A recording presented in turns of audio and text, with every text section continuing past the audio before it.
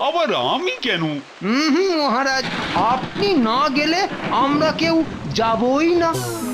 বেশ, তাহলে আমিও যাব, কিন্তু গোপাল।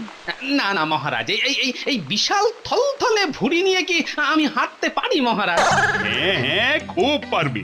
আর গোপাল না গেলে কি আমাদের যাত্রা জমবে মহারাজ? ওরে বাবা, এবার তাহলে আবার বাঁক কাঁধে করে তারকেশ্বর যেতে হবে।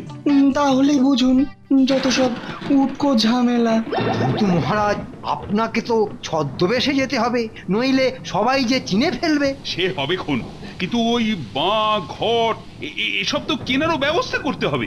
গোপাল থাকতে আপনার চিন্তা কিসের মহারাজ? আরে আরে, বেটা লম্বুটা দায়িত্বটা আমার উপর ফেলাতে চাইছে।